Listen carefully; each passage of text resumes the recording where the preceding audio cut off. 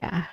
And this is the energy of healing mga kapiksino. So for some of you, kung meron kayong mga sakit or mga karamdaman, puwedeng gumagaling yung mga sakit niyo, nakaka-recover kayo guys. And for some of you, puwede namang naghi-heal din ang inyong pamumuhay, 'no? So ibig sabihin unti-unting nawawala yung mga problema niyo, unti-unting gumagaan, yung, daloy, magandang daloy ng buhay sa inyo, unti-unting nagliliwanag yung, kalangitan niyo, kumbaga nale-lessen yung mga problems niyo, yung mga obligations, ganyan. And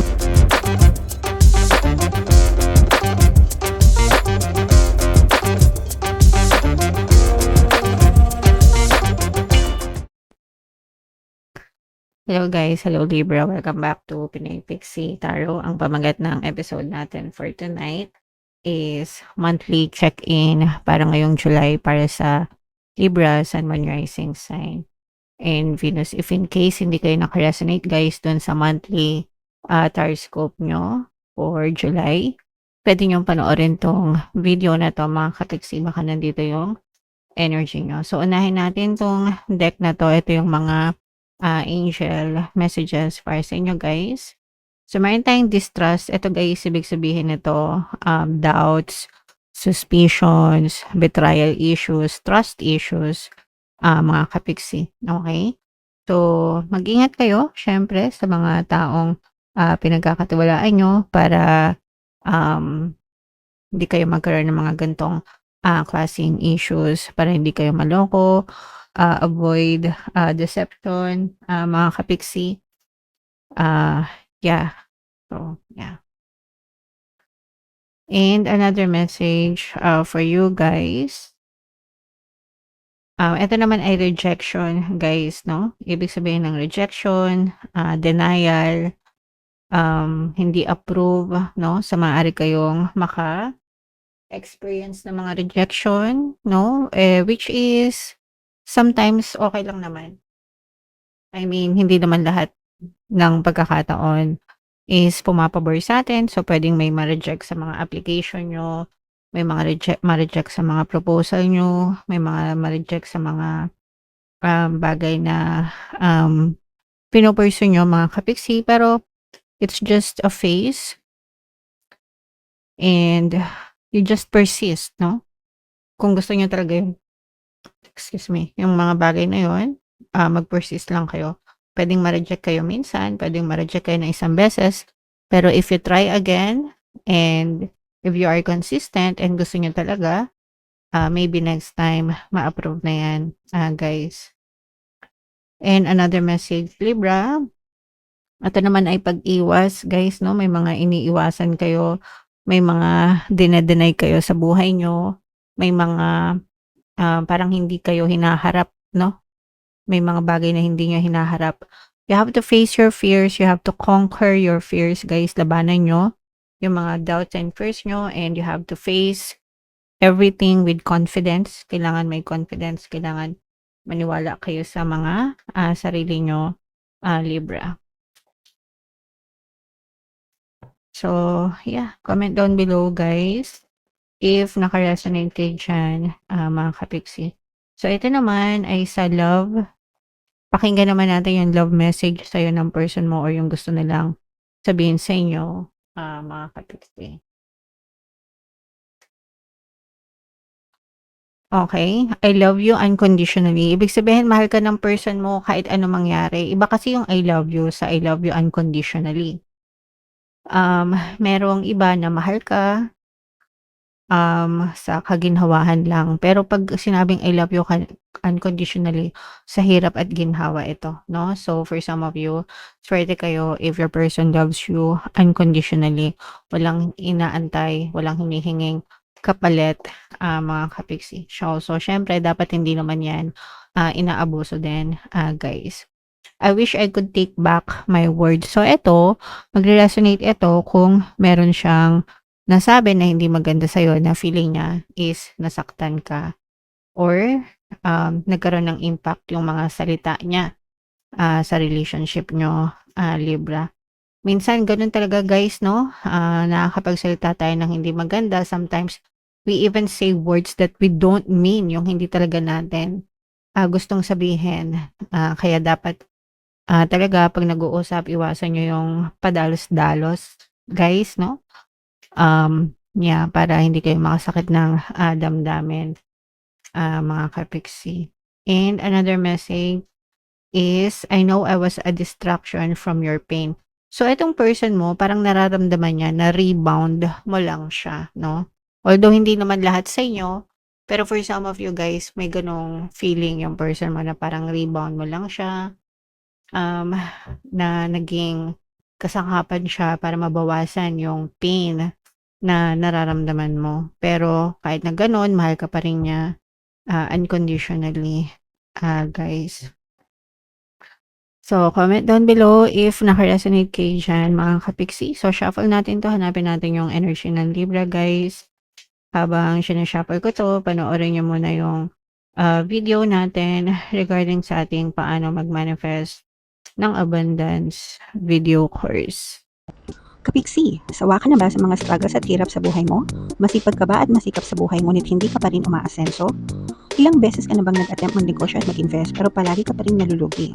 Sa pagkakataon na ito ay maaaring may subconscious beliefs ka na nagiging balakid sa iyong pag-unlad at pagyaman. Introducing, paano mag-manifest ng abundance video course. Dito ay matututunan mong ma-overcome ang mga balakid mo para tuluyan ka ng umunlad, umasenso, sumagana, maging matagumpay, successful at maswerte sa iyong kabuhayan, pera, trabaho, negosyo sa lapi at kaperahan ng bonggang-bongga. Dali, mag-send na ng email sa pinoypixitaro@gmail.com at simulan na ang iyong pagyaman ngayon. Alright, so sa lahat ng gusto mag-avail ng course, guys, meron tayong paano mag-manifest ng abundance video course, paano mawala ang third party, at magkaroon ng harmonious na relationship, paano pabalikin si ex, revise, breakup. Sa mga interested, guys, mag-send lang kayo ng email sa pinoypixitaro@gmail.com. And sa mga naghahanap ng pampaswerte, guys, meron tayong money shaker jar. Ito yun, guys, no? Super liit na bote nito, pero super effective and super powerful, mga kapiksi. At saka ito. So, madami ng sumakses. Sa mga gustong sumakses, ito yung ating WhatsApp number. Chat nyo lang ako dyan. So, Libra, kayo ay represent ng Queen of Swords. Kung ano lang yung makaresonate sa inyo, guys, take that message kasi iba-iba kayo ng mensahe, Libra. So, yung first message natin, ito, guys, maganda to kasi ibig sabihin, you are being in control of your life. Mas nakokontrol mo na yung buhay mo. Mas na ma-master mo na yung sarili mo. You know your strengths, you know your weaknesses, mga kapiksi. And mas nakafocus kayo dun sa pagtatayo ng matibay na pundasyon ng buhay nyo. Mga kapiksi, marami na kayo natutunan. Nag-mature na kayo. Ganyan-ganyan. And wala nang basta-basta makakapag pasuko sa inyo. Kumbaga, okay? Alright. And another message, guys. Ito, mas nagiging peaceful na kayo, guys. Parang wala na kayong masyadong pakialam sa outside circumstance, no? Ibig sabihin sa nangyayari sa paligid nyo nga, guys, no? Kasi mas mature na kayo, mas you're trying to protect your peace, mga kapiksi. So, hindi na kayo basta-basta nagpapadala ika nga sa sinasabi sa paligid nyo, guys.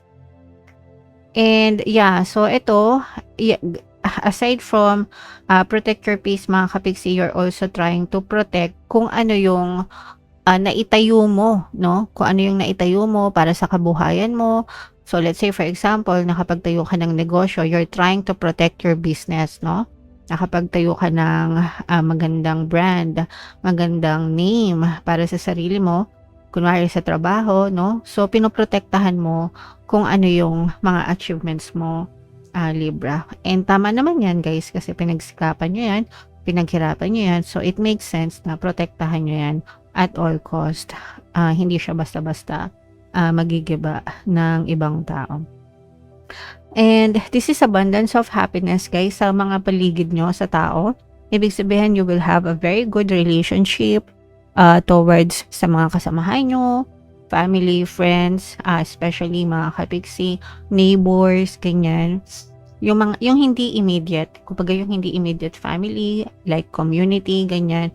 So you feel like you belong and you feel like nahanap mo na yung mga tamang tao, no? And yung mga tao na susuporta sa'yo and parang nagsiserve sila as an inspiration sa buhay nyo, Libra.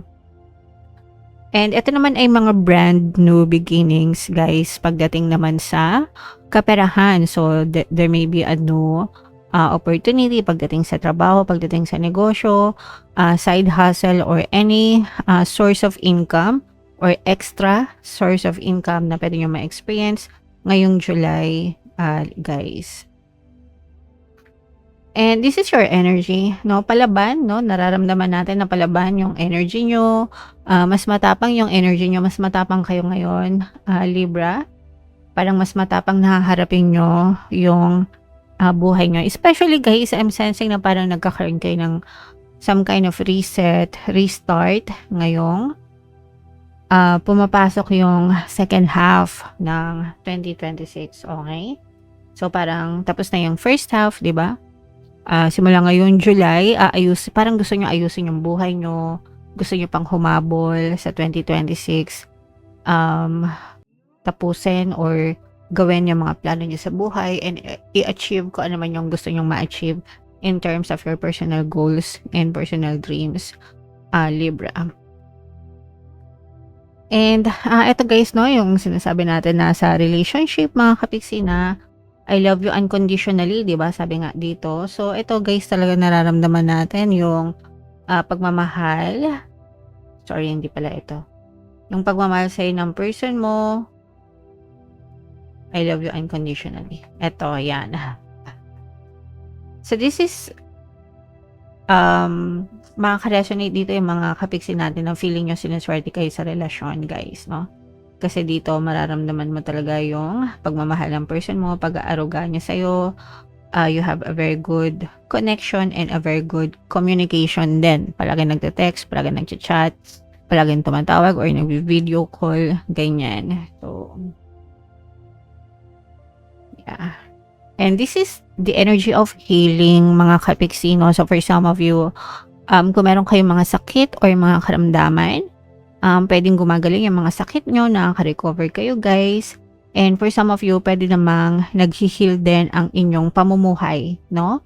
So, ibig sabihin, unti-unting nawawala yung mga problema nyo, unti-unting gumagaan, yung daloy, magandang daloy ng buhay sa inyo, unti-unting nagliliwanag yung kalangitan nyo, kumbaga nalilesen yung mga problems nyo, yung mga obligations, ganyan, and mas nagiging magaan yung pagdadala ng buhay sa inyo din. Pero guys, no, always na nare-remind ko kayo pagdating sa health, mga kapiksi, make sure na wag ipagwalang bahala, kumonsulta sa mga doktor at manggagamot. And take a rest, guys, no? Importante yung magpahinga, importante na bigyan nyo ng panahon yung sarili nyo, me time, mga kapiksi, no? So, wag tayo puro trabaho, wag tayo puro pagkita ng pera. Importante na binabalanse natin yung ating buhay. So, take care of yourself. Magpahinga, guys, kung napapagod. Okay? Alright. So, yeah. Comment down below if naka-resonate kayo dyan. So, shuffle natin to. Bunod lang tayo ng additional na message para sa inyo, guys. Turn on your love light. So, focus on love. Focus on light, mga kapiksi. It's okay to love. It is safe for you to love. And pag sinabing love, hindi lang naman yan love na romantic relationship. You can also turn on your love light pagdating sa mga kaibigan, sa mga kamag-anak, sa mga friends, sa mga neighbor. Ibig sabihin, makisama ng maayos, no? Sa ibang tao, and just focus on love, mga kapiksi. No hate, just pure love. Even sa SOCMED, guys, no, iwasan yung nakikipag-away, kasi meron akong minsan napapansin. This is why nakakatawa, guys, kasi I'm tagged as social media influencer pagdating sa BIR, pero hindi ako mahilig sa SOCMED. Kasi napaka-toxic, especially mga Pinoy. Mababasa mo yung mga comment, nagbabash, sila nag-aaway kahit hindi sila magkakakilala. So, wag nyo nang gawin yun, mga kapiksi. Or if ginagawa nyo yun, wag nyo nang gawin. And kung hindi nyo naman ginagawa, mas mabuti, no? Alright. So, yeah. Comment down below, Libra, if naka-resonate kayo in lahat ng mga magaganda, like itong healing na to, harmonious relationship, no opportunities sa love, guys, no? Sa pera, yan. Mind nyo na yan, guys, sa comment section. And for more tarot readings, ito yung playlist nyo, guys. Ito naman yung ating success stories ng paano mag-manifest ng abundance video course. Panoorin nyo itong video natin, guys, about money shaker jars. Thank you for liking, sharing, and subscribing. See you next time. I love you all guys. Have a nice day. Bye-bye.